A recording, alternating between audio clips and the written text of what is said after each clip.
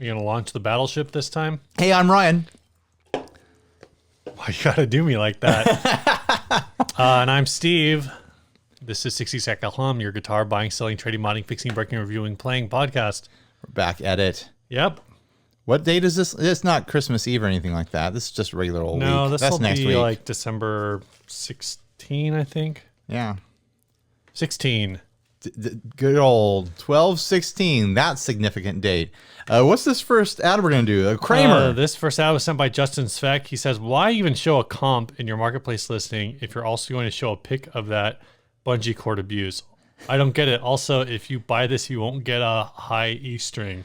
So this thing is kind of buck wild. It's $80. It's a Kramer is it Kramer 1000? Yeah, it's a Kramer Focus 1000. Focus 1000. Made in Japan. This is like... I was looking at the eBay listing here, and it has a JK 1000. JK 1000. Oh, that one has the EVH pickup and the EVH D tuna. And that one's for $986. But this one in particular is for $80. Yeah. And it is beat to crap. It's got a Floyd Rose, but no locking nut. Well, it has the nut. It doesn't have the saddle. It doesn't have the locks Yeah. for that nut. So it has this... It has a serious natural relic going on. It has that like teenage skate park relic thing going on. It has the Floyd Rose where everything that wasn't originally black is now rust. Yeah, it's just going crusty and soft looking. It's got a rusted pickup to match. And it's missing the chunk of the headstock that would feature the high E string tuner. Yeah, this is actually, I feel like this is a common break. It is. On these guitars. You know what's funny? Gibson bought Kramer, and Kramer headstocks break all the time. Like they're kind of famously, like Eddie Van Halen's Kramer's headstock broke.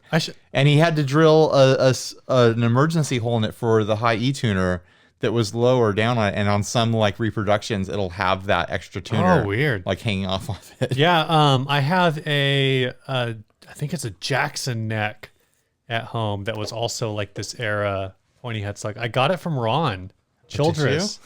It was when did you get this Jackson neck? Like years ago. Where do you keep all this stuff? It's just outside in a closet. I never go to your house anymore, so I don't see the piles of guitars you apparently have laying around. You would never see this anyway because it's just like it's behind my. I've got one of those. Like an outdoor shed thing, like a shed cabinet. So in the carport, there's like a elevated storage. Oh, okay, yeah. In the carport, and then in that elevated storage, there's like one of those things that you use to organize screws. You know what I'm talking about? Steve is keeping guitars where most people keep like Christmas trees and big jugs of motor oil. No, exactly. This is just a neck, and it's behind the screw organizer. I think it's also behind like 2 Christmas tree stands because I've got I've got a stand for small Christmas trees and a stand for big Christmas trees. There's you just recently noticed that you have this neck because you pulled out the Christmas tree stand, right? No. That all came back to you like, oh yeah, I've had this guitar neck because I haven't heard you mention this neck at all in the 6 years we've done this podcast. I've seen it a few times. There's just never any reason to talk about it until now. All right. Well, looking at this thing, like even just this current state beyond like the damage, like look at how this thing is strung. The way the strings are running underneath that retainer bar and stuff like that. This thing is a disaster. For $80, I almost just want to rescue it and put it out of its misery. Like bury it. Is there anything on this that you would be like, yeah, maybe I'd salvage that? You know what I would salvage? You know, I think you could clean up that Floyd Rose decently enough for it to play. I think there's value there as long as there's not any serious burrs on the saddles, but you could clean those up with a little bit of sandpaper and some polish. The pickup might be fine. I don't know if this is an MIJ. I don't know a ton about Kramer's or, you know, the years they were made and where they were made. Well, apparently one of them is on eBay for $1,000. I mean, if this is a desirable one, an MIJ from whatever year this is from, I'd pay $80 for it and I'd repair that headstock. Because then if it's desirable, then the neck probably plays pretty good. What would you use to match the headstock? Or would you just would you just do the Van Halen thing? I might do I might honestly do the Van Halen thing just to keep it funky. I don't. It would look bad, I know, but it would be kind of like correct in a way.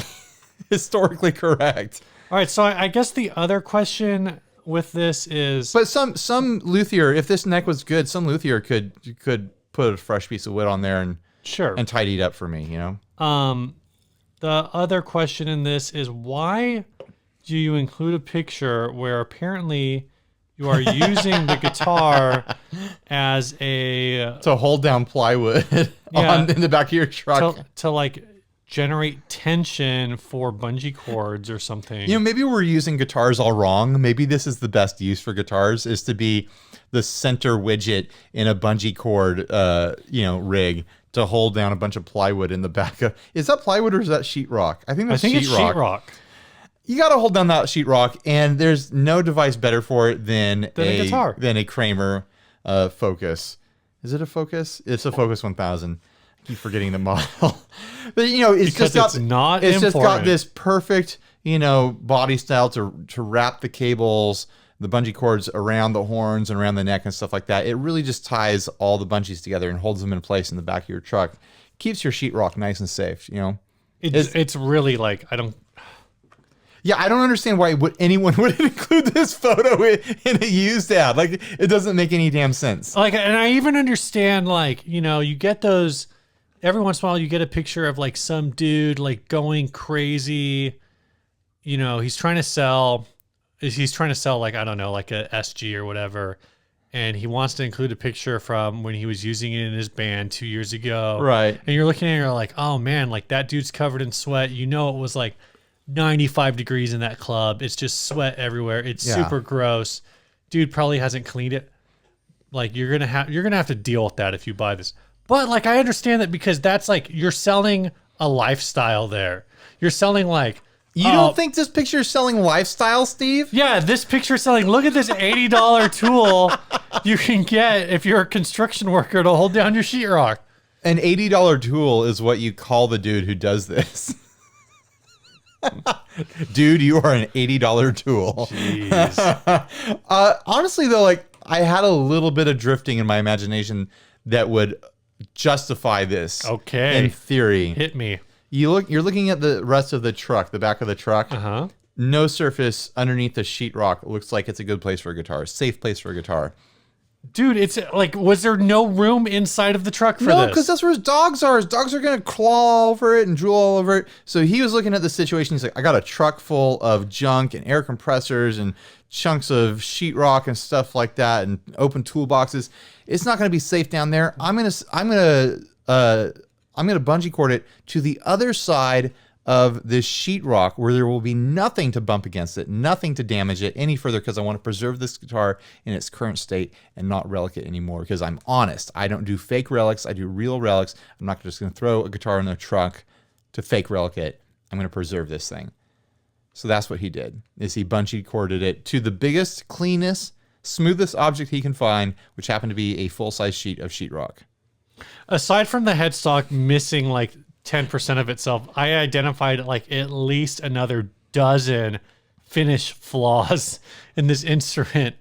It's riddled with problems. You're still, hey, I've got a 1985 Volvo that's, the chassis is like the entire underneath is rusted out. The passenger side rear door is held on by duct tape. But hey, can you make sure you put that second coat of wax on there? The muffler's held on by a bungee cord. I'm not getting the vibe that this is one of the desirable, expensive Kramers. Like, I don't know a ton about Kramers, but I'm not getting that vibe at all. Just like little things like the jack plate and the licensed Floyd. Yeah, I was going to say, I just noticed that this is a licensed Floyd. And the mismatched like posts that the Floyd is sitting on. And there's something about the pickup that just doesn't look good. I don't know. Like, it's not screaming desirable Kramer to me, besides it saying MIJ on the headstock. But I don't, like I said, I don't know anything about Kramer's and, you know, where they were made, when they were made, and what's desirable. So the JK1000, wasn't Kramer, there are a bunch of these on. Wouldn't like the desirable versions of a Kramer be the USA made ones? Like I think that's the Van Halen era is USA made Kramers, right? It wouldn't be MIJ made Kramers. So this thing's got to be. So these ones here are also like this JK1000, 1986 JK1000 is also made in Japan, and they're asking for $850. But this has like the banana headstock. Isn't that's what like this one? That's what this would have started out with. I don't think it is. I think so. I think this started out as a banana headstock. No, I think this is a pointy headstock. You think it's a pointy headstock? Mm-hmm. No. Either way, like it's a different logo. I think it. Like yeah, it's a different it is a different headstock graphic. Yeah. I think there's some different angles overall. I don't know. No, I think it was a banana headstock. But I'm seeing like a bunch of pictures because it's got a little bit of a swoop here. It's going. It's going towards the banana. I think the Focus 1000 is a completely different. Though here's a era. Focus, at least this graphic where it says Focus 1000 by Kramer, because the desirable Kramers just say Kramer. Yeah, they don't say Focus 1000. Though this person's still asking $345 for a Focus 1000. Oh, yeah, but it's in clean headstock. It's in clean condition though. Where that headstock at? Maybe it is. Maybe it is rounded. I'm telling you. All right, yeah. Yeah, this is a banana headstock. You could peel it. You could duct tape it to a wall, Steve. I had to look that meme up. It was some like art thing or whatever. Who cares? Who cares? Right? Apparently somebody paid like a lot of money for that banana. It's only going to last a day or two. I know.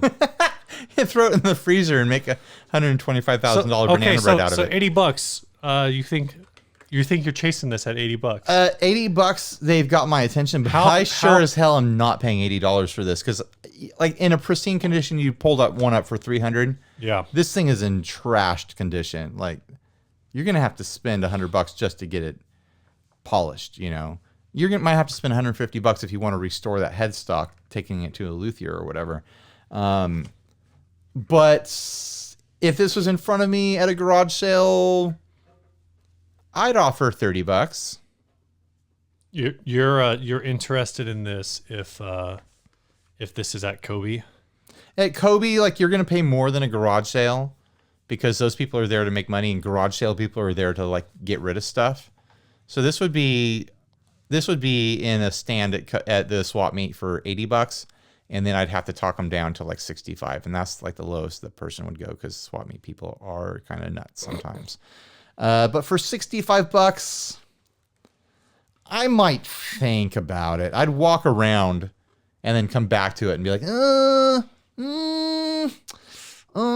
don't know. Like, something about the idea of drilling the extra hole and doing that style thing does sound fun to me in a destructive sort of way. Yeah, it sounds fun to you. It sounds terrifying to anyone who watched your SL. But I mean, have you seen Van Halen's guitars? Like, I haven't seen the one that you're talking about. Him and I are like kindreds. We're kindred souls as far as like our mod style goes. BFFs. We just kind of get sloppy and make stuff bad. You know, we just bust out the saw and just start sawing at things. Oh, that's a topic we should have hit. Should have talked about Van Halen. Did we talk about that? Why did we need to talk about Van Halen? Because there was a whole thing on like a social media thing a couple weeks ago where there's with Billie Eilish. Billie Eilish doesn't know who Van Halen is, and everyone like all of these people are having a meltdown. And I think it was the Gearslam podcast already did it. Oh, did they? Yeah. Well, the thing that I liked is, and more people listen to them, right? Why would we cover? You know, people are just going to think we're just cheesing off of them. I was reading different articles on it, and the one that I liked is they interviewed, I think it was Wolfgang Van Halen. Yeah, they interviewed his son, and his son was like, asking a 17-year-old if they know who Van Halen is the equivalent to asking a 40-year-old if they know who Perry Como is. Right. It's like Van Halen whether or not he's right or wrong, like at the end of the day, like if you are a teenager, like Van Halen is basically irrelevant to you. Like, well, here's something I said in a post outside the guitar community. What? A friend of mine that's a DJ, a radio DJ, was posting about it, and I basically said, like, outside the guitar community, Van Halen hasn't been relevant to pop culture in decades. Yeah. Like, in decades. I mean, I mean, we're talking about Billie Eilish, who's like, what, 19, 17? No, she's like 17. You talk to a 27-year-old. She's not even an adult. If you go on Google right now and you search for Billie Eilish, you go on a government watch list. I can't afford any more of that. I already was Googling Betty Boop a few weeks ago. But like you ask a 27-year-old, let alone a 17-year-old, about Van Halen, and there's someone outside the guitar community, they're probably going to have a blank stare for a while and be like, oh yeah, who's that? I've heard the name, but I don't know. Well, the framing was also weird because it wasn't like, because whoever, I can't remember the host, I forget if it was Kimmel or Fallon, but it was one of the late night guys, said, can you name a Van Halen? Or it was like, do you know a Van Halen? That was just the question. Van like, Halen. It was like, can you name a Van Halen? Something like that. And so it was like double Well, that's whammy. a really weird question anyways. Yeah. Yeah, I could name a Van Halen. How about Gary? How about Janice Van Halen? There's got to be one out there. Bill Van Halen. Is that like a new model of Tesla car, the Van Halen? Victor? I haven't heard of it yet. Oh, wait. Are we talking about Van Halen or Van Helsing? Yeah, that's like Dracula's Simon mortal enemy, Belmont? right? Anyway. So what's new, Steve? What do you got going What's on? new is I got this package. This is a Black Friday order. From Mr. Black Pedals, so I thought we would open it on the show. I didn't know did he do a Black Friday thing this year? I don't know, but I got this on Black Friday. I ordered this on Black Friday. You ordered this on Black Friday from Mr. Black Pedals. It's got a thing in here. This is the thing with the got thing. A catalog. You got some case candy there. Some stuff. Here's a invoice where I paid. Here's an invoice. Paid $11.24. 2017, Steve. You spent $280.90 2 years ago, Steve, and you're just now unboxing it.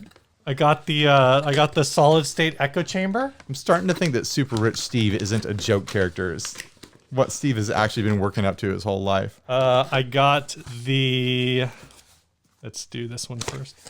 The Eterna Gold. That's the Shimverb. Yeah. Even though it's 2019 and Shimverb is no longer relevant. And this one. This was the Black Friday sale, which was if you bought 2 pedals, you got the BB47X for free. 74X. 74X. Yeah. So there you go. There you go. Merry Christmas to me. It's like you bought yourself a present 2 years ago. I don't know why I'd never opened this on the show 2 years ago. I just didn't. Steve joked about just putting that bag up for sale on Reverb and be like, Mr. Black Friday pedals. I think that was back when the email new in bag. I think the email that year just said Mr. Black Friday too. You're ridiculous, Steve. Yeah, I've heard really good things about this delay, though. I'm excited about this. Yeah, I think you're going to like that. It's the one with the slider. One. Yeah. And it's actually a lot smaller than I thought. So it's exactly the size I thought it would be. Not any bigger or smaller. Nope, that's the exact size I imagined. Very cool. You got anything new, Ryan? I do have something new. I was going to talk about one thing, but then I changed my mind because I remembered that a few days ago I introduced my 5-year-old son into the world of Craiglisting things to get money. Remember how I've had that Gravedigger monster truck Power Wheels in the garage forever? Yeah. Well, it's gone now. It's not over there. Nice. It was a very generous gift that my father-in-law got my son 2 years ago for Christmas. Mm-hmm. It's the biggest Power Wheels that there is, basically. Is it was it abnormally large for a Power Wheel? It's abnormally large. It's the big one. it's so big you can't turn it in our backyard. Right. It's so big we can't fit it through the gates to get in our backyard. So I have to get help from another adult the same size as me to lift it over our heads to get it over the fence to even get it in the backyard. Weren't you saying like the turning radius is too wide to like drive it to the local park? I think my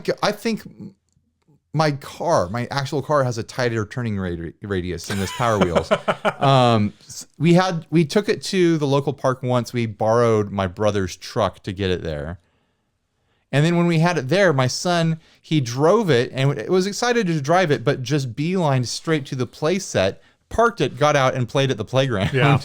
So it's like he didn't even like cruise it around the park or anything like that. So it's just been sitting in the garage taking up space, which is my job. I'm supposed to take up space in the garage.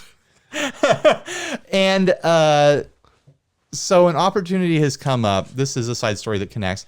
I'm going to be doing some media coverage of some guitar gear on the Tuesday before NAMM. Right. And then they're going to put me up in a hotel up there. I'm trying to figure this out. Okay, we're going to get there real quick. I'm not going to make it too long. And then Wednesday, I figured I'd just stay up there because NAMM starts on Thursday. Okay. I was like, hey, family, come up to Anaheim on Wednesday and we'll do Disney. Mm-hmm. And so I pitched to my son, let's sell your monster truck and that'll fund our Disney trip. So my wife listed the truck. My son agreed to it. Are those things that expensive? We sold it for $300. Good grief. Yeah, they're $400 new. Man. Yeah, I had no idea. So Henry was a little bit on the fence about it. It's like, why do we have to sell anything?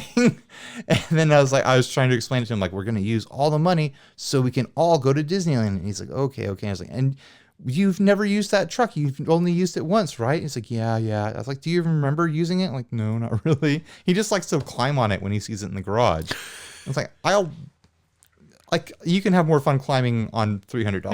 Yeah, there's a shop vac. It's the same thing. Right, it's the same. I've got a table here. Climb on the table. Yeah. So anyways, he got to have the experience of watching someone come and buy something and seeing the cash counted out to me. And he's starting to understand money and numbers and stuff like that. He did a thing recently where my wife had him crushing all the cans that go through the house. Right. And they took it to the recycling thing and he got like $12. Good grief. And he's like, oh man, I got $12. This is amazing. So then he's watching me afterwards like, okay, we're going to count out this money, Henry, and you can see how much money you got for that truck. And this is your money because it was a gift for you.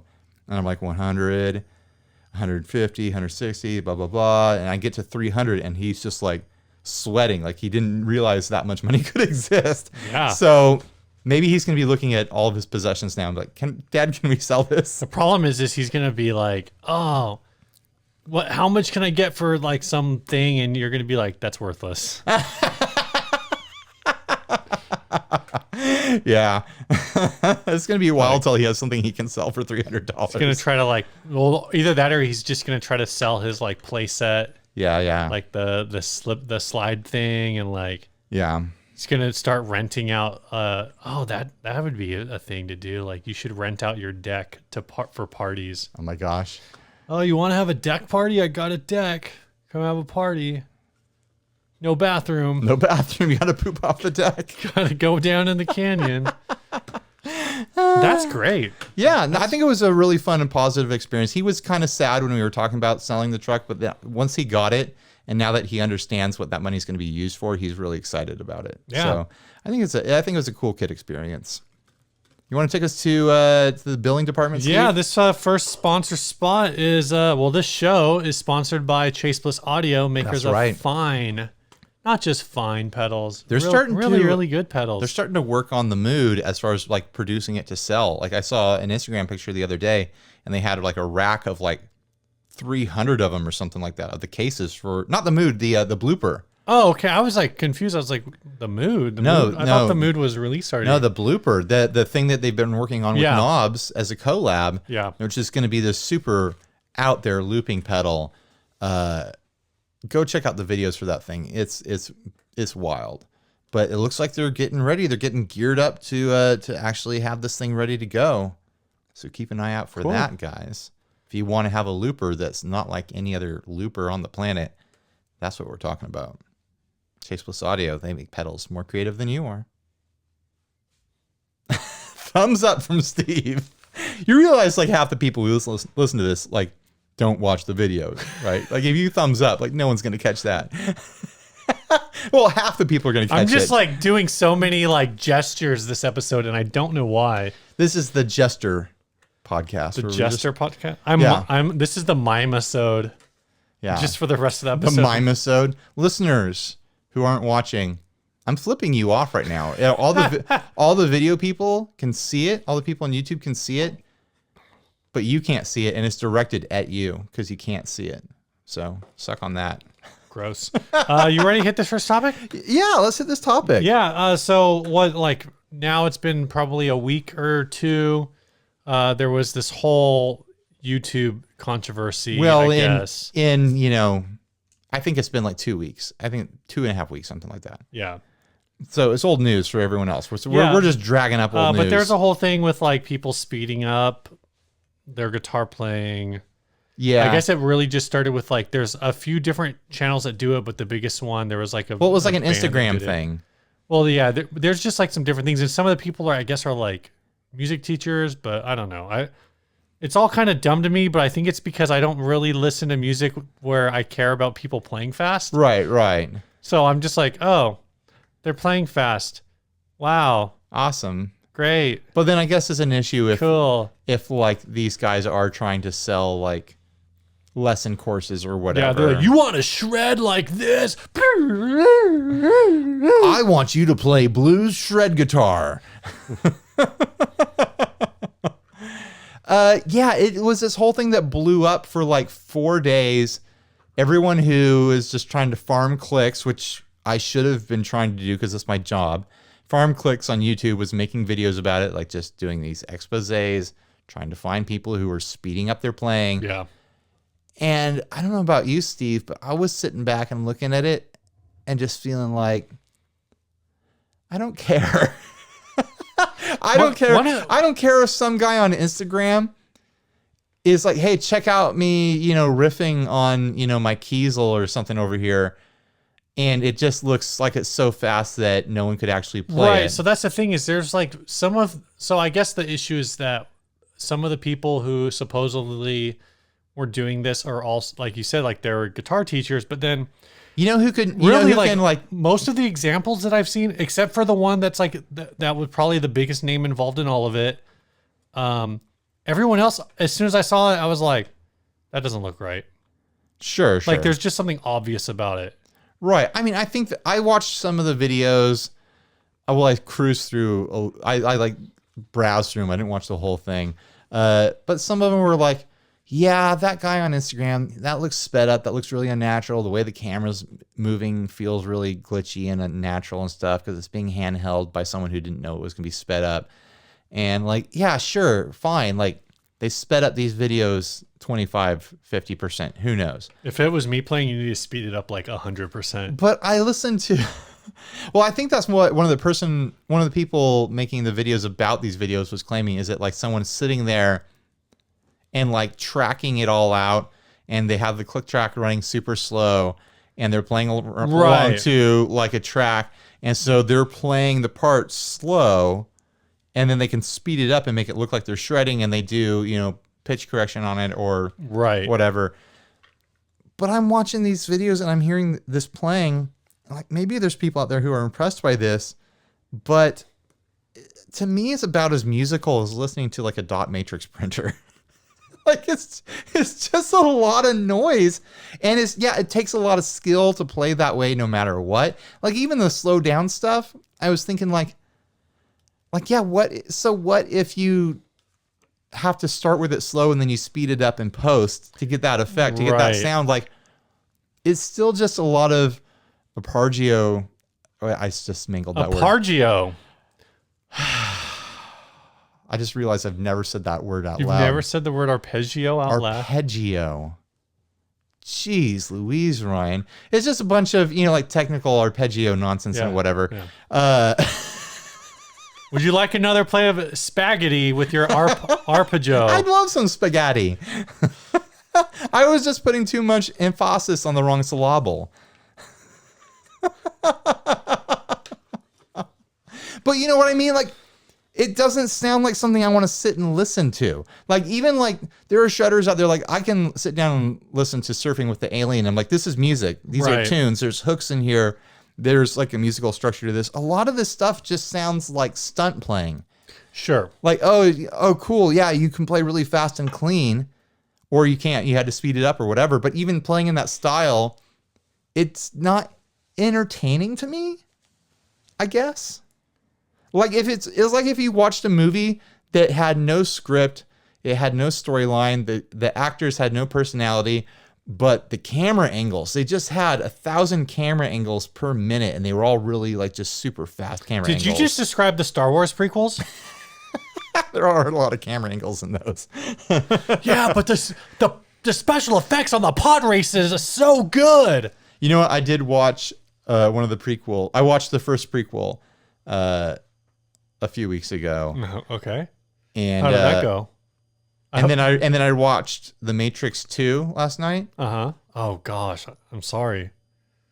The prequels, I'm sorry, their special effects hold up better than The Matrix sequel. The Matrix 2, so I think, and maybe it's just because the Star Wars prequels are extra cartoony, so it works within that world. Matrix 2 is a rough watch. I think the Matrix special effects outside, like anything that's computer generated in the Matrix films does not hold up. Not at all. I will say that fully. The scene that I always remember, and I forget if it's... Well, I think all the robots are fine, but like all the, right. You know... All of the mocap, agents, it's not even mocap Keanu Reeves. Or like there's... It looks like video game cutscenes. I forget which Matrix film is it. The first one where he just learns how to fly? Yeah. Like that whole Keanu Reeves learning how to fly part is like aged horribly. It also doesn't help that Matrix 2 has got to be like one of the... So anyways, back to guitar stuff. Oh, right. Do you care about the stuff being split up? What's your hot take on it? I think if I was into that kind of music, maybe I would care. But because I'm not, I don't.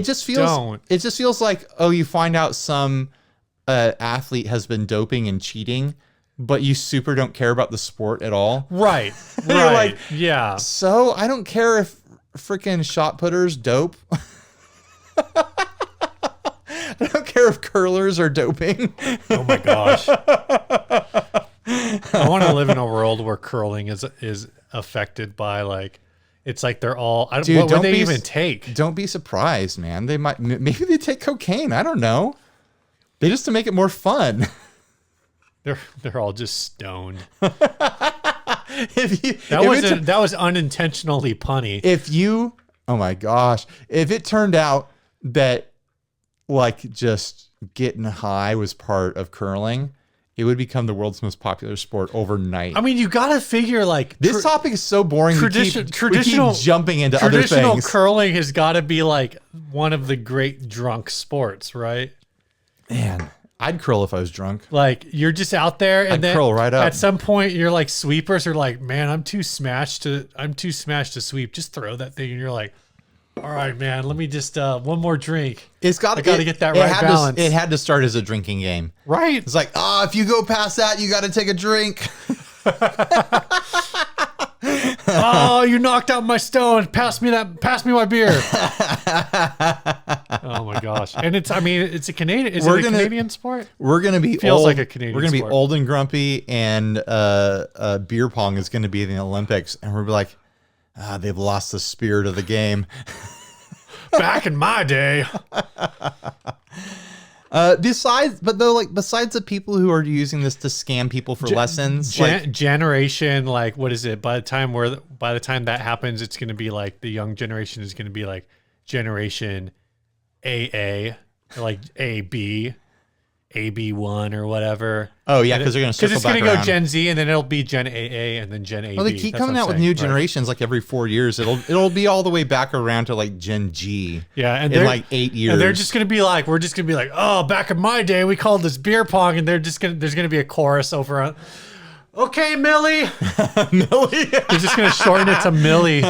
We won't even be millennials anymore in a couple of years. They'll find a new thing to call us. Don't get too attached to any of these titles.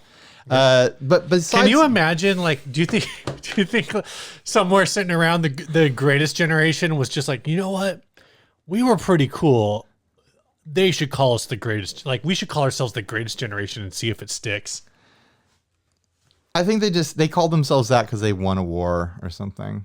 Who cares? Yeah, wars. Yeah. Most of the people that we think are part of the Greatest Generation are part of the Silent Generation anyways.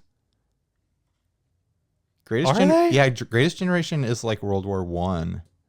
No, I thought Silent Generation was World War I. Greatest Generation was World War II. Nope.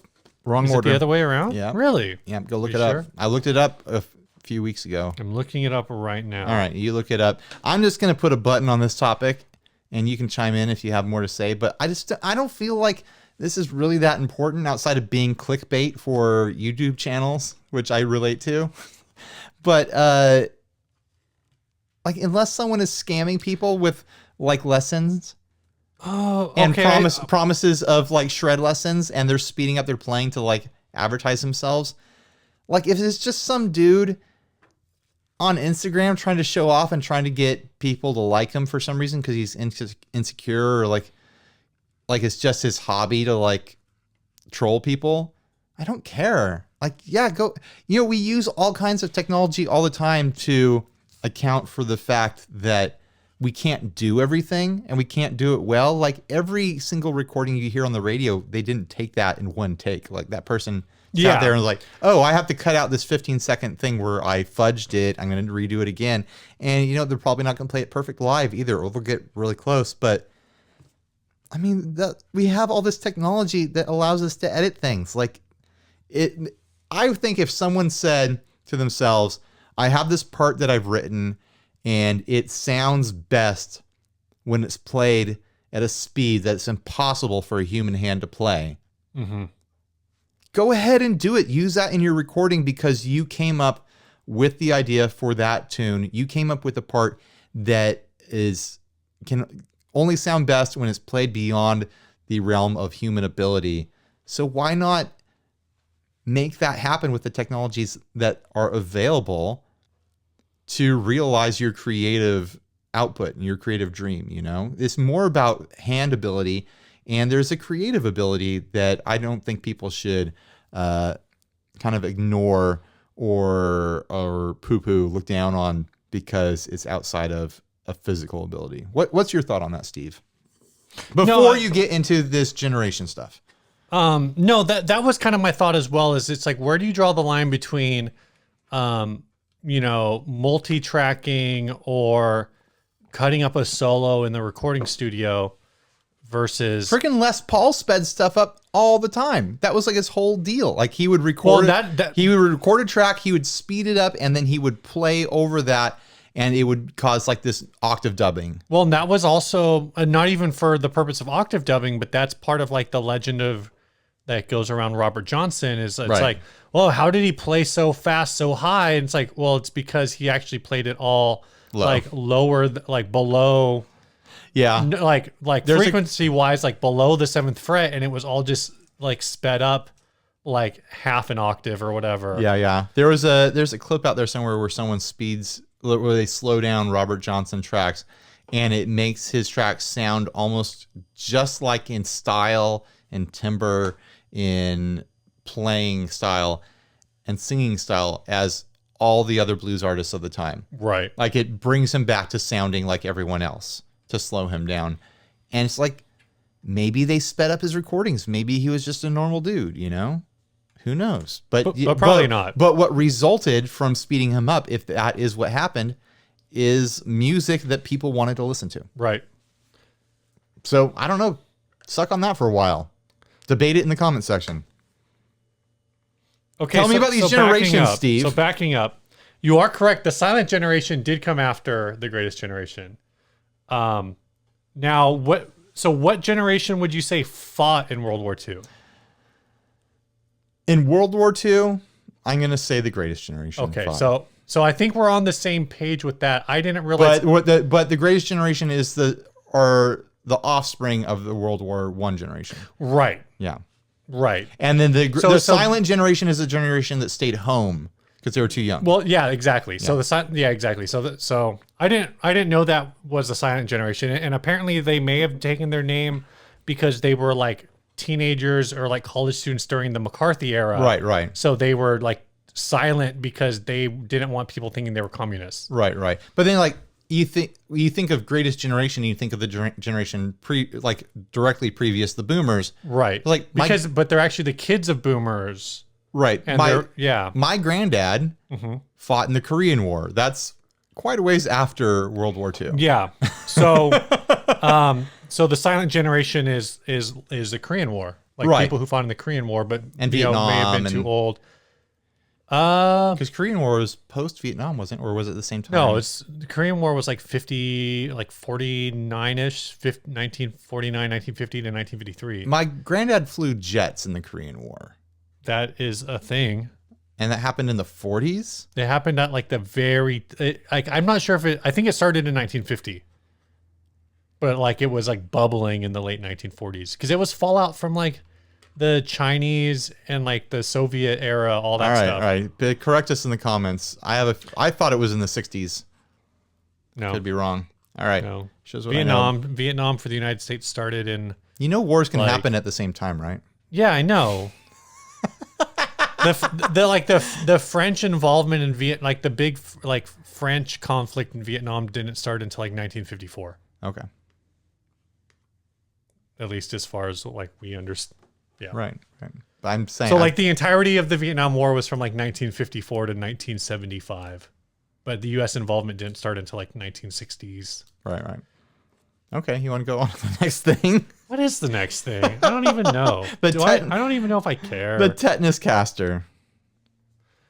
Where is it? Where are you, Tetanuscaster? You're all the way down here, aren't you? I'm gonna find you. There you are. This was sent to us by John Bott. I don't want to select it. Yeah, this is guitar made of nails, Tetanuscaster, one of a kind art. Did you say tetanus cancer? Yeah, that's a double whammy. Yeah, it is. This is 2000. No, this only has one whammy. This doesn't have any whammies on it. It's a hardtail. Sorry, Steve. The band takes the stage and starts playing. On a stand with a strategically placed backlight and a little fog sits the guitar made of nails. None of the band members, not even the lead shredder, acknowledges the guitar is there, but the audience sees it. Now, near the end of the show, and the audience assumes it's only a prop, but as you start playing the epic finale of your set, your lead guitarist picks up the guitar made of nails, plugs it in, and the crowd goes wild. They take their most epic blistering solo of the evening on this guitar, and of course, the crowd goes wild. Of course. With the help of a carefully placed packet of fake blood, there's now blood dripping down their arm, all over the guitar and all over the stage. No one will forget this show, and you will truly have a one-of-a-kind kick-ass guitar that will never be made again because it was too much freaking work. Yes, it's fully functioning and can shred. Watch the video of it being made to see and hear it. All the nails are from my collection of reclaimed nails. Some are from recently made pallets, and some are over 100 years old. This is from his personal collection. So some of these nails are like millennial nails and Gen Z nails. And some of them are like lost generation nails. Yes, it is fully fun. Okay. Yes, you may get hurt playing this, but it is so worth it. Disclaimer, I and my company are not responsible for injuries sustained while using this guitar. This guitar has a 25.5 inch scale, 16 inch radius, burnt maple neck, EMG select pickups. That's a burnt maple neck, not a roasted maple neck, by the way. I watched the video of him making it, and he just blowtorched the neck to get that finished. Ships in a well-used bass guitar hardshell case that it happens to fit in. It shredded the gig bag. Yeah, I bet. It shreds the gig bag. Have a crazy idea of your own? Contact me. I might be able to make that dream a reality. Here's my thing. Okay, I guess, like... Lay it on me, man.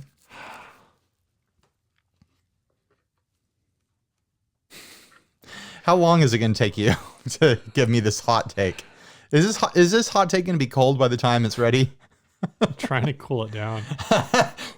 I do appreciate the variety of nails involved. There are a lot of different kinds of nails. There are some of those like wedge nails that that are used in modern religious ceremonies. Yes. I think there might be one of the nails from that held Christ to the cross. I don't see any of those here. It's in the back. It's a relic.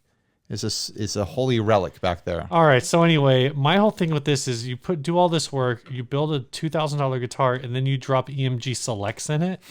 Like, really? Well, I'm going to venture to say that he put $2,000 worth of time into this, because I did watch that video and it looked like a pain in the ass to do this. Yeah. But this is not a $2,000 playing guitar. Just all that nail work is where all that time is. The body itself, believe it or not, he did cut that body. He did make the wood core of it from scratch. I watched him do it. And then what he did is he just started pounding nails into it. Mm-hmm. So he got it kind of fuzzy with nails on the edges. Mm-hmm. And then he welded the rest of the nails to those nails that were hammered in. So it was kind of just like build it as you go sort of concept. Yeah, yeah. Like the body just kind of took shape as he went. It's got a vaguely Les Paul shape. But every nail is welded on multiple points, and it looks like there's like 600 nails involved here. Yeah, how heavy is this? Probably very heavy or decent. It might actually be surprising because there's a lot of air involved. True. But it's probably decently heavy. But the time cost of welding all those nails and lining them up and holding them and just being around a hot welding torch, like, yeah, I'd charge $2,000 for this too. It doesn't mean it's going to play like a $2,000 guitar, but I mean, come on, the effort is there. And if you absolutely need this as your stage prop, where else are you going to get it? I think if you build this, you gotta put a little more work into pitching this as having some kind of significant meaning, and like trying to sell this as a functional piece of like functional art. Right. Not as like, oh, you got to get this and then get some fake blood and I'm like, what? Yeah. I think if it was more of like a commissioned piece versus like him just doing something because he thought it would be fun.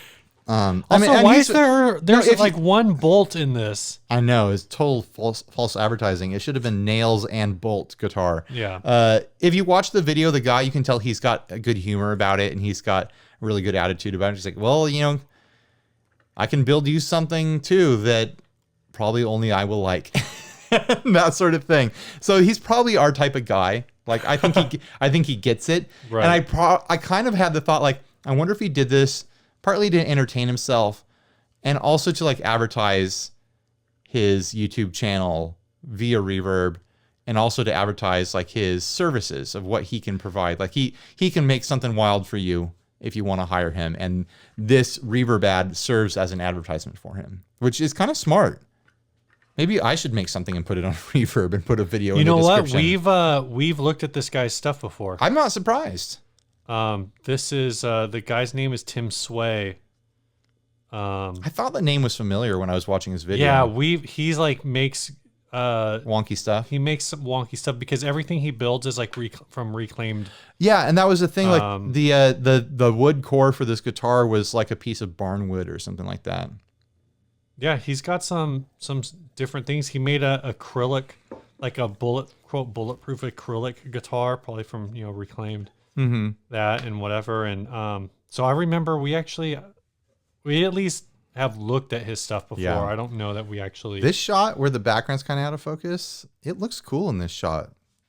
I wonder if he painted it later, because this looks more black than the other photos. The other photos look rusty, and this looks like there's like a layer of paint on it. Oh, maybe.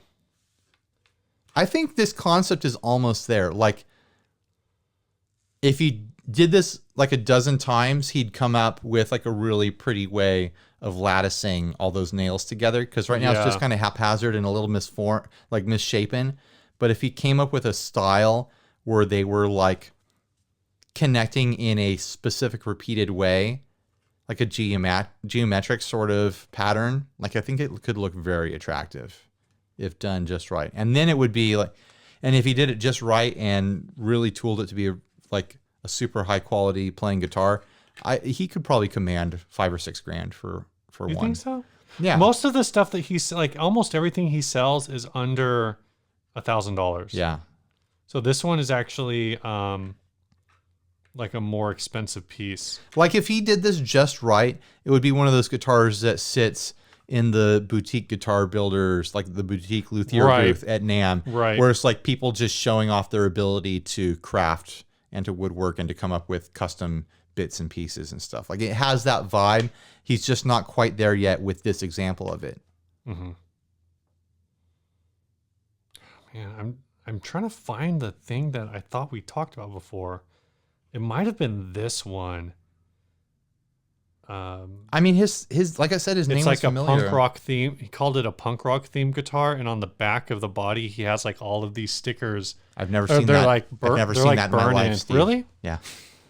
I swear we talked about that one. We before. probably did. All right, Steve, let's play some bills.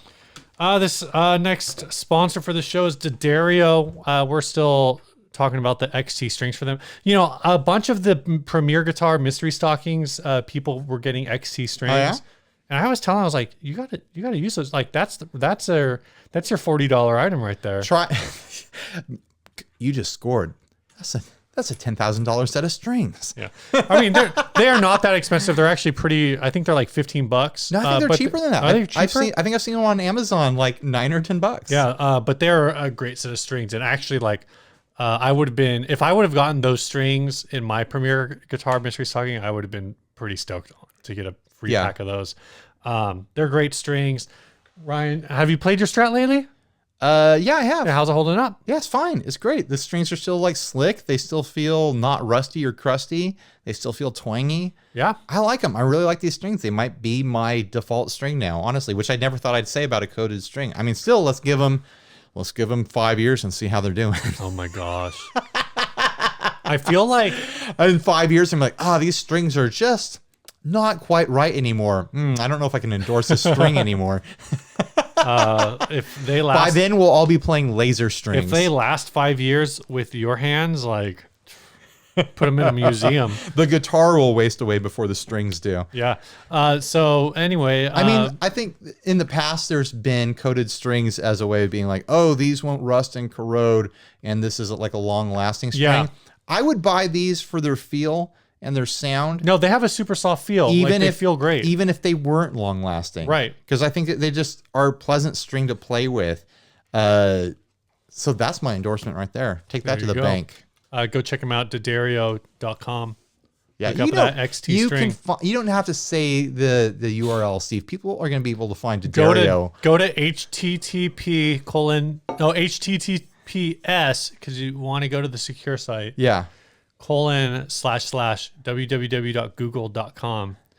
Then / search about info. Search for D'Addario. All right. This next topic was sent by Stephen, and he asks, "Will electric guitar die this century?" So there are Here we are. 81 years basically left in this century. Steve, did you know that the current full moon? Hold on to your seat because this is going to shock you. You won't believe it. The current full moon is the last full moon of the decade. Doesn't that rock your world? Someone posted an article about that the other day, and I was like, this isn't interesting. And they were like, yes, it is interesting. I'm like, it seriously isn't. So anyways, will electric guitar survive this century? They also posted an article like 2 weeks ago and saying this new moon is the last new moon of the decade. Ryan, did you know that this Christmas is the last Christmas of this decade? I can't wait till the last high tide of the decade.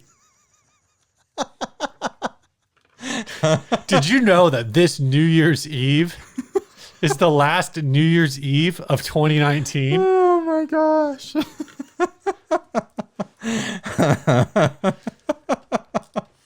I can't wait to watch the last Netflix original that gets released of this decade. I wonder if it's already been released. No, they come out with stuff like every week, dude. I can't wait to have the last hamburger of the decade. I'm going to eat it right before midnight so I can claim that title. Who cares about like the decade? The world's last hamburger of the decade, not just your personal last. No, the world. I was going to say, you could have eaten that already. No, dude, I'm going to eat a lot of hamburgers before the end of the decade. I've got at least 10 on my calendar. I think we needed to laugh this episode because we're going way off topic. I forgot we had. I'm just pushing buttons. The sand I just didn't even. You got know the right one. So, anyways, do you think electric guitar will survive to the end of the decade? I'm talking to the 22nd century, Steve. Yeah, I think so. I think so too. I mean, there's still freaking accordions around. It's been a long while since accordion was a hot instrument. All right, so this ad is. Oh my gosh! Shut up. We're in agreement. Let's move forward. We have to explore this territory, Steve. This is our job. If we don't answer this question fully, then someone else will do it for us, and then we're gonna get replaced. Probably the Gear Slum. The Gear Slum. I mean, they read all our Facebook posts to mine for their topics. Yeah, I don't see a reason. I don't think it will be like, and people have been saying this, like, it's not going to be the same. No. But nothing is. There's maybe like one or two major acts right now. Well, I can't even name them. Like, let's do this. I'm just postulating that there may be like just a handful of artists out there who are making, the same, like, who are trying to recreate music, from the outset of the electric guitar. And I mean that in like the pop sense, like, yeah. And even going further in one, are you trying to tell me that in 80 years jazz isn't going to exist? I'm surprised it exists right now, but it probably will exist because it seems like it's coming back. Some of these musical forms are already, like, what Rocket 88 came out in 1958, I want to say 1959, something like that. So that's a song that's already 60 years old. So yeah, and here we are. That art form still playing guitar. That's not going to last like another 80 years. Like, well, here's my thought experiment, Steve. Worst case scenario, guitar declines steadily over the next century, and by the end of the century, only like music history nerds are dicking around with guitars anymore.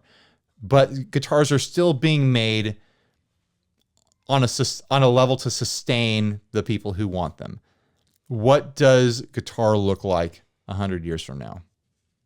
Not 100 years, but at the end of the century. Yeah. What does guitar look like in that scenario at the end of the century in 80 years? No one is really interested, but people play it the same way people play mountain dulcimer now or something like that. Then, I mean, in that case, I guess the question was, will electric guitar die? Right. And I'm talking about electric guitar. No, I know. I wouldn't talk about acoustic guitars. Those are boring, Steve. I would never talk about acoustic guitars. Very true. How dare you? Very true. So, I guess that kind of like one of the arguments I was going to make is like, well, there's no other instrument that, like, basically if somebody wants to like write a ballad, they're either writing like a piano ballad or a guitar ballad, but guitar ballads are on acoustic guitar primarily. Right. So, well, what if, 80 years from now, someone's still going to want to hear freaking, what is that band that does the heavy metal Christmas music? Trans-Siberian Orchestra. They're going to have to bust out, these little riffs in these classical pieces from a forgotten time for the holidays, right. Like they're going to have to bust out an electric guitar to perform these things. You're going to hire an electric guitarist to come play at, at a bar mitzvah or something like that because it's the traditional sound. So is that where you're going with this? Is that like, this is your thought that, or like they get brought out in like classical orchestras to play pieces that were written in the past 80 years, Right. Or the past I don't even point. think it's going to be like that specialized. Like, I don't think we're going to, I just don't see, I see the usage of electric guitar changing. I think we are already at a point where electric guitar isn't the primary like pop instrument, but I think it will cycle. Yeah. I mean, I think, man, have you ever heard of have you ever listened to New Order? Like, right. I think that was New Order the band. There was like some band in like the early 80s that literally had like 5 synthesizers. Like that the band was most just bands in the 80s, dude. I mean, you're talking about Kraftwerk there. No, Kraftwerk was only 2 synthesizers. Okay. They were just both the size of garages. But if you want to play chords, you have to have a couple of synthesizers because they're monophonic. If it's a monosynth, yeah. If you want that good tone, you want the monophonic. Oh, okay. Yeah, the polyphonics don't sound as good, apparently. What about a duophonic? I think it's most likely that, you know, music will shift and change and the guitar will fill different roles over the decades. And as sands of time sift through our hands, it'll be something different to our great-grandchildren than it is to us. Yeah. Same way it's different to us than our great-grandparents.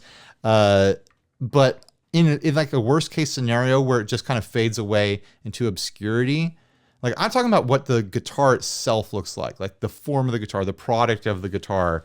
I've always imagined that, like, when guitar gets distilled down to being like, oh, an electric guitar is just like one thing. It's not all these different variations of brands and different forms and whatnot. It's just going to kind of look like an Ibanez with an HSH, you know? I don't think there's going to be like even that.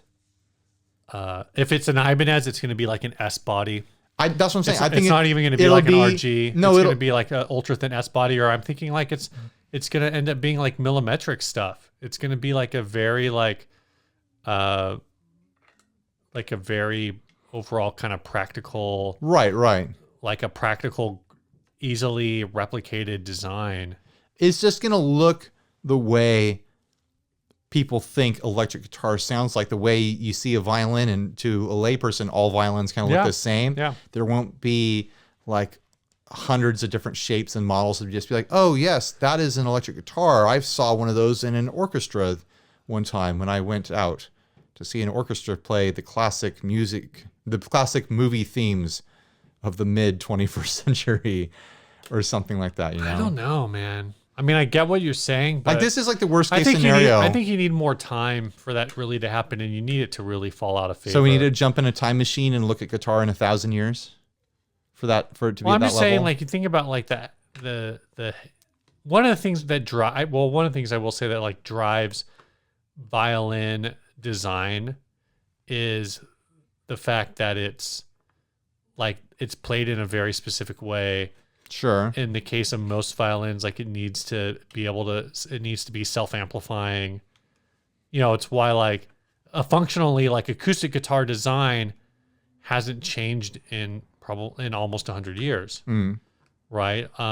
But you've seen, and there's not like a ton of variation. There's like variations on body shape, I guess. Like, is it a dreadnought? Is it a jumbo? Is it a parlor? Like, whatever. But I guess guitar is kind of future-proof in the way that there are so many different ways it can be played. Yeah. Well, an electric guitar, you know, and there's so many different sounds. Like you said, like there's a worst case scenario of like, well, is it just going to be distilled down to like a basic set of features?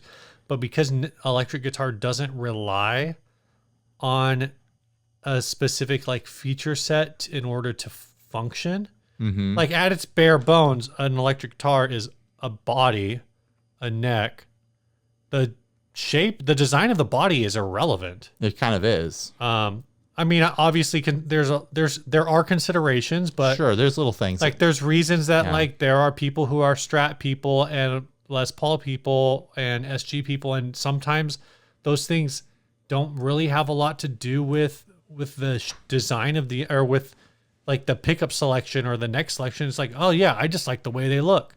Sure. It fits my vibe. And so with electric guitar, you always have those kinds of aesthetic choices because your aesthetic choices don't necessarily impact the instrument.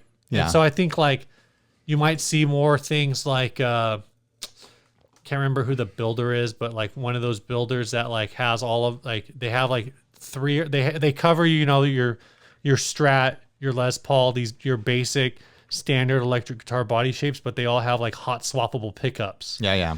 You might see like more stuff like that where people can be like, yeah, I just really like this body shape and I want to be able to use it with any pickup combination I want. I think in 80 years, unless we get into a Mad Max future, I think every component of a guitar will just be virtual.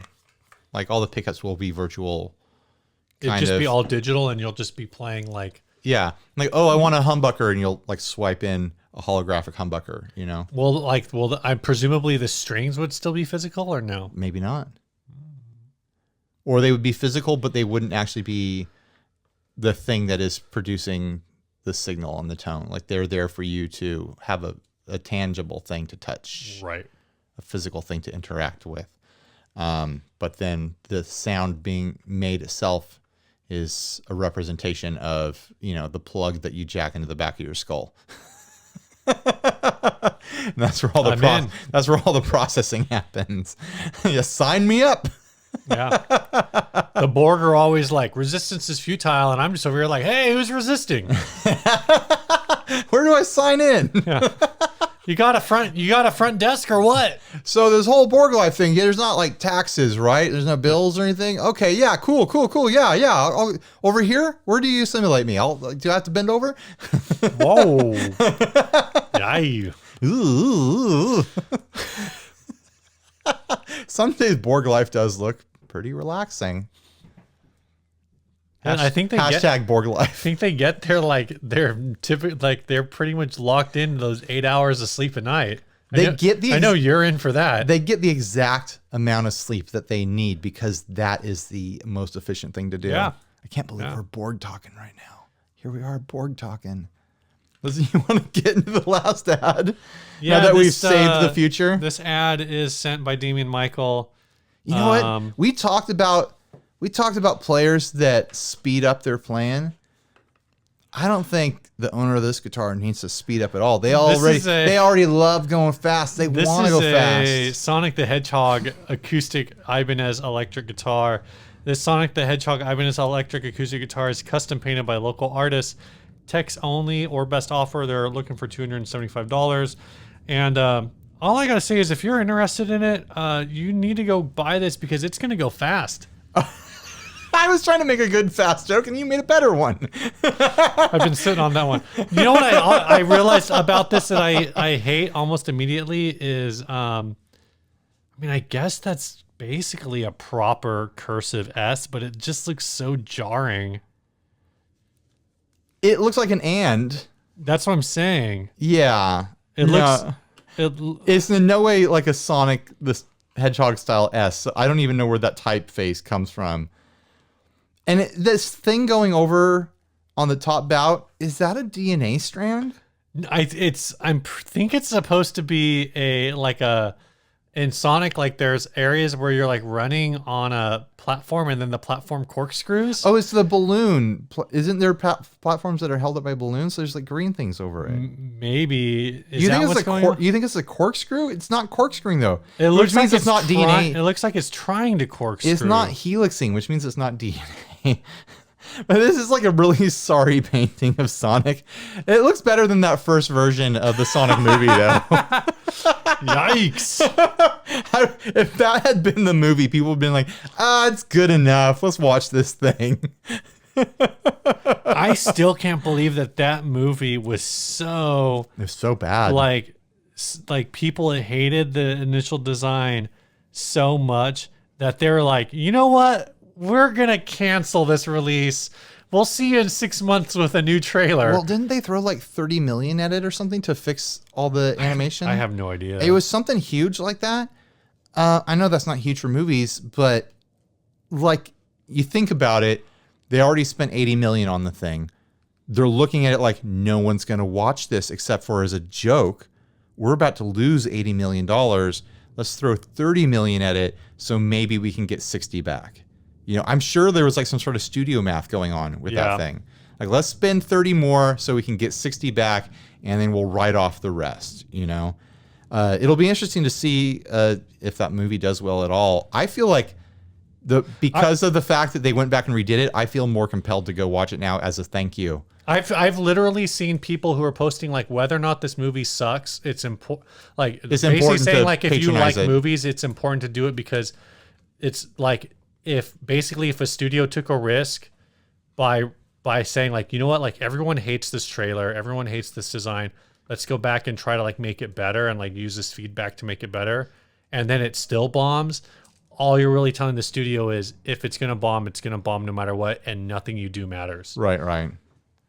So how do you feel about this guitar, Steve? It's $275. It was I don't even think this was $275 new. No, there's no way. Well, it's an Ibanez. Some Ibanez acoustics can be nice, but looking at this thing, I don't think it's one of the expensive Ibanezes. No, maybe this was like maybe it's like 400 new. They do have kind of a range, but this is definitely not an Ibanez acoustic that if I saw it without the paint job for $275. The paint job itself, it says custom painted by local artists who apparently don't really know how to use clear coat.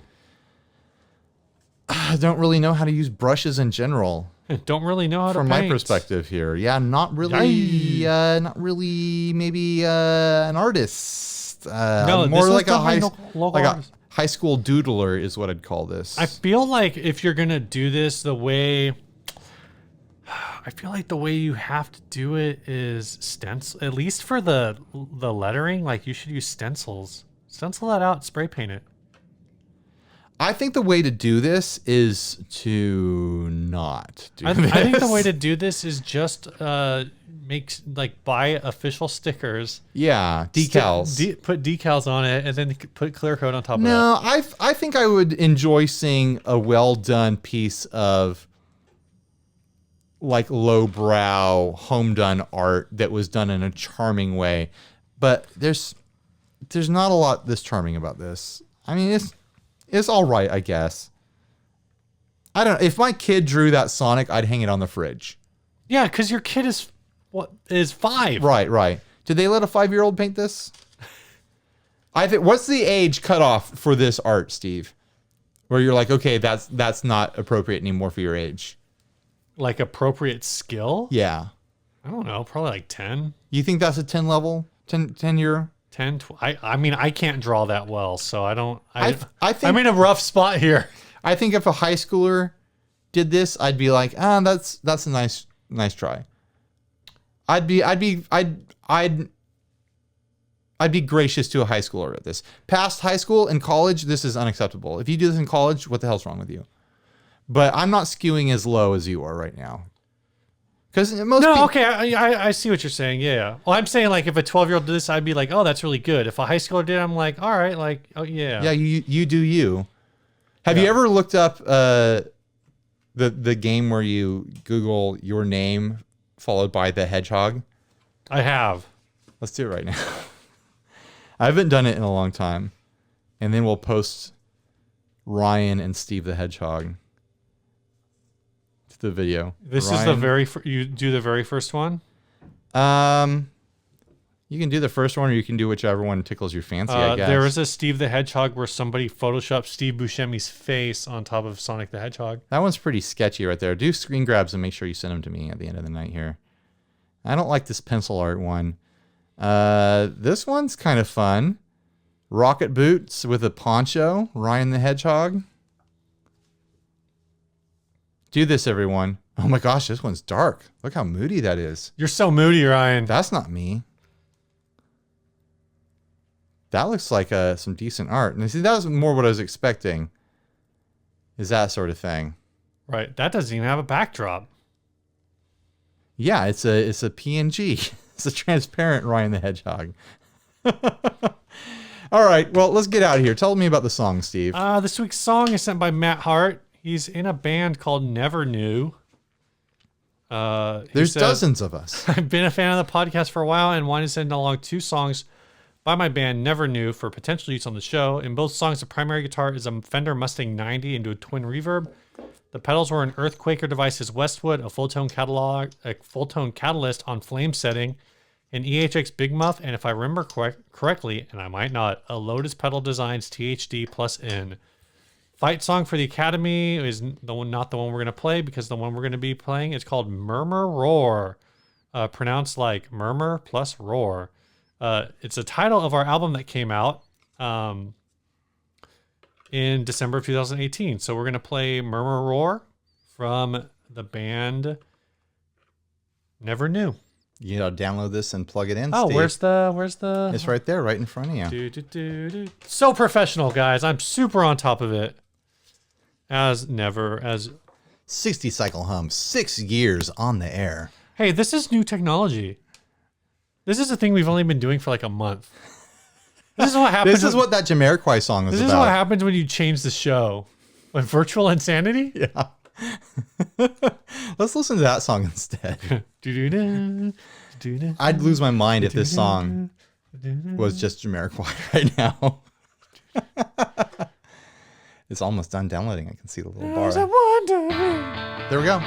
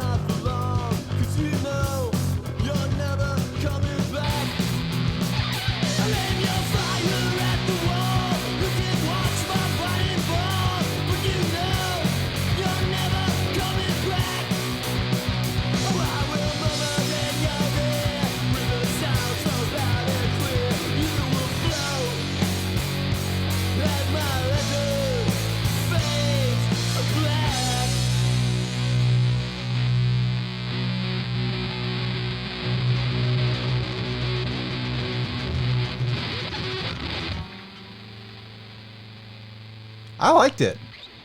What do you think, Steve? Oh, that was the wrong one. Whatever. No, I like that. That brought back some Park Gallery memories. Yeah. I like that punk rock sort of stuff. That's great. Yeah. All right. Bye, everyone. Stay grounded.